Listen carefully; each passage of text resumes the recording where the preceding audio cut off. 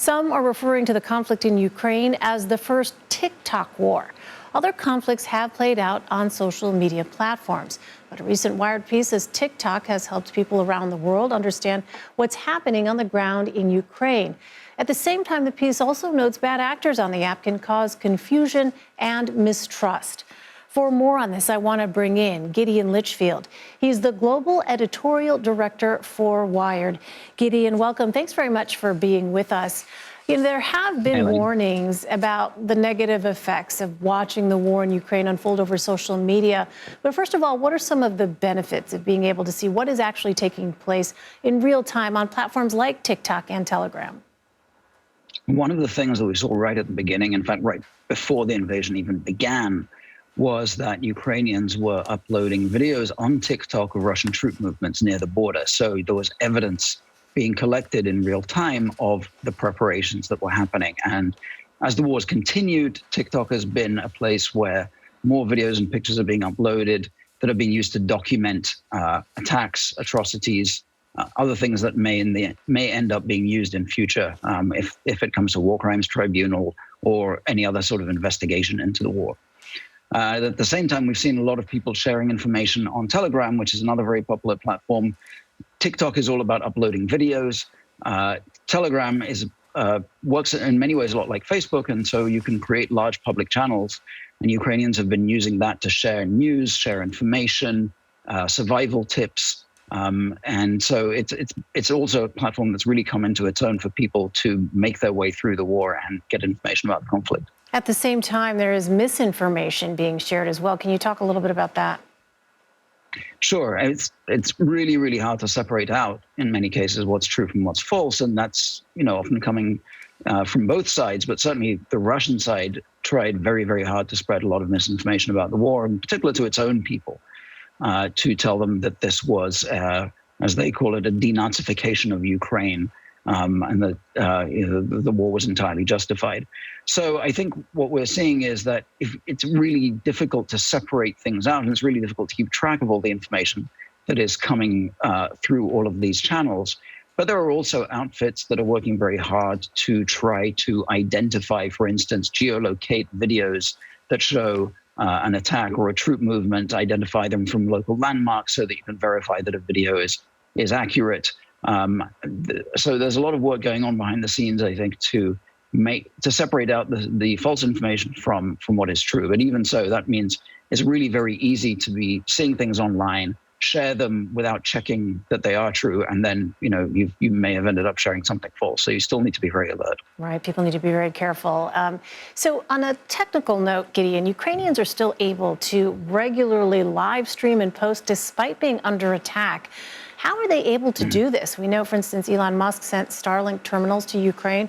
What more do we know about the country's internet capabilities and infrastructure? Well, what's interesting about Ukraine's internet is completely unlike the US's. It was a very lightly regulated market after the collapse of the Soviet Union.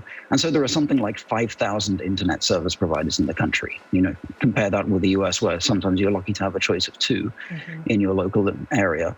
So it means that it's very decentralized and very resilient. And because these ISPs all compete with each other very intensely, they also got very good at dealing with outages, routing around cuts to lines, all sorts of problems like that. So it's actually very difficult to take down the Ukrainian internet because it is, in fact, spread across all of these many providers.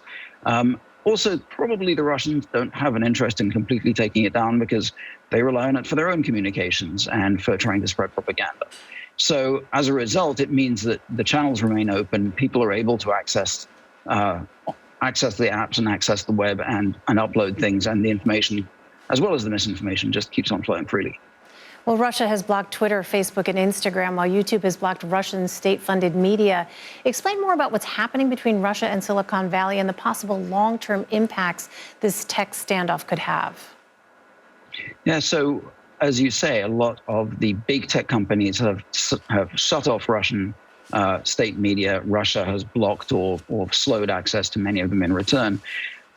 This is bad for Russia in many, many ways. One is that there's been a big exodus of tech workers from Russia, people who were driving driving the modern Russian economy are leaving because there are many of them are very unhappy with what's going on. So that's a big blow to the economy. A lot of Russian industry and companies depend on services from Russian tech firms, like software giants like SAP or Oracle, which are not cutting off their Russian customers yet, but they're not taking new orders. So it's going to be increasingly hard for Russian businesses that rely on Western software to operate. Russian websites, search engines that rely on ad networks that use advertising from around the world or Western advertising software, those too are being affected. So it's this throttling of the Russian online economy in many, many ways. Now, one you could call it benefit to that for Russian firms is that they now, because Western firms are leaving, the Russian companies have the Russian internet economy all to themselves. And you could imagine that if this conflict continues and Russia stays isolated, we'll see a Russian internet that is completely homegrown, home-operated, largely cut off from the rest of the world. But just like in Soviet times, Russia will have all of its own technology that it operates by itself.